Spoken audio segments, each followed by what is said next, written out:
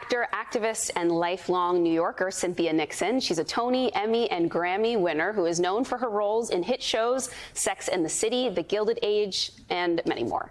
She also ran for governor of New York in 2018, challenging then-Governor Andrew Cuomo.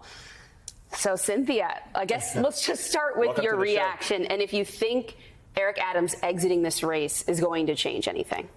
I don't think it's going to change anything, but I do think it is a clear sign that Donald Trump is using his influence. He's using everything that he's got at his disposal, and he really wants, Andrew Cuomo to be the next mayor. And I think New Yorkers know that, and I think the last thing that New Yorkers want is anybody telling them who to vote for mayor, much less Donald Trump. So you're saying you think, we're going to find out that there is a deal of some sort, something that has been offered to Eric Adams here? Or do you think he just looked at the polling numbers and said, I have no chance, let me quit while I'm far behind? There is that as well. But I think, honestly, I think Eric Adams has been looking for a way to get out of the race and an upside for himself. And so whether anything conspired or not, I think we certainly know that Andrew Cuomo and Trump have been strategizing together. If you kind of look on what's happening with the Andrew Cuomo side and Eric Adams, it's very obvious. I mean, billionaires in this city said they wanted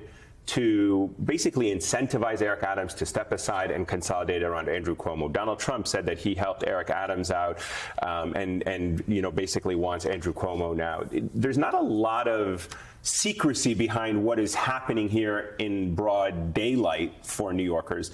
And yet on the other side, you see people like Hakeem Jeffries and Chuck Schumer incapable of coming out and endorsing their own party's nominee. Andrew Cuomo is not the party's nominee.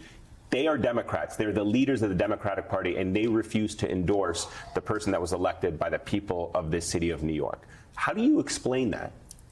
I think it's shameful. I do think in a way maybe they're doing Zoran a little bit of a favor, seeing as how unpopular Hakeem Jeffries and Chuck Schumer are at the moment. But I think this is the mistake that Democrats keep making again and again and again.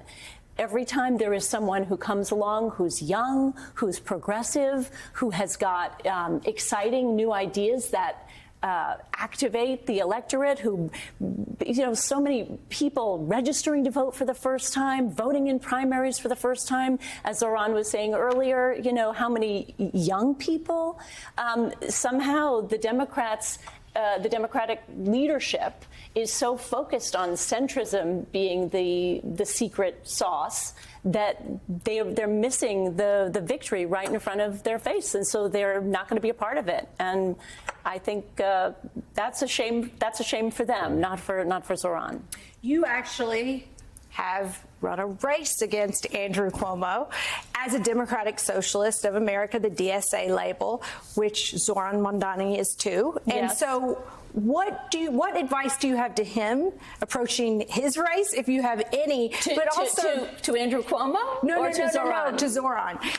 Do you have any advice based on your experience? And do you think that the labeling around Democratic Socialist of America has gained in popularity since 2018 when you ran, because Democrats are stuck in such a rut right now? I think two things. I think one is it is becoming more popular the more people understand about it, and the more people, like Zoran and AOC have such great policy and are such obviously trustworthy people who really are so honest and moral and speak their minds. But I think the other thing is the label, it's not really having much of an effect on Zoran because he himself is so personally compelling and his ideas have such depth, but they also have such clarity. So, labels can scare people, but Zoran has a really great aptitude with diffusing a label, a stereotype, and actually getting people to listen and understand. I want to play a quick soundbite from the first season of Sex and the City, where your character Miranda takes a jab at Giuliani, then mayor. Take a listen, and then I have a question for you on the other side. Later that week, Miranda and I compared notes. Shouldn't we be dating men our own age?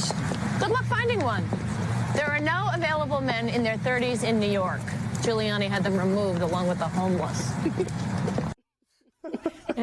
I'm sorry, we just had to work that in. So would Miranda be a Mamdani supporter? What do you think? Well, she's not a Cuomo supporter. She's not a Sliwa supporter. She's not an Adams supporter. I think, like a lot of New Yorkers, she would have been like, who is this guy?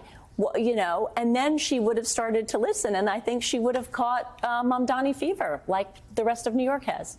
I want to ask you about the media landscape a little bit, because one of the things a lot of people have, praised Zohran is kind of, I don't know if bypassing traditional mainstream legacy media, but he's found a way to speak to voters in a way that the Democratic Party has not.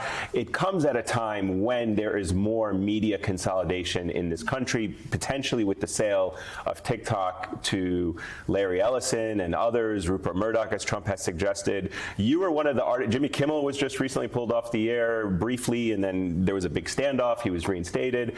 You are one of the artists who has kind of spoken out about this and the growing concern about free speech in this country. As an artist, as an activist, as, perhaps maybe an aspiring politician again one day, who knows? How do you see the media landscape in this country and the consolidation of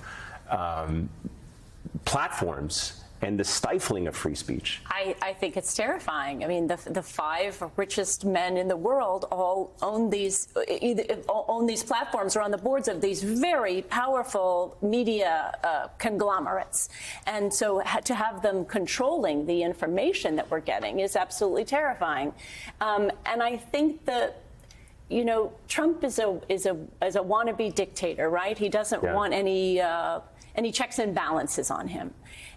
The number one thing you know when you're approaching a tyranny, a dictatorship, is not to obey in advance. And I think that's what a great thing that we saw with Kimmel, right, is so many of us, whether they're artists, whether they're unions, whether they're even people on the left or the right. I mean, a fair number of conservatives said, hey, this isn't cool, because actually the First Amendment is not only dear to Democrats or progressives, it's also dear to conservatives. And so the Constitution is like a muscle.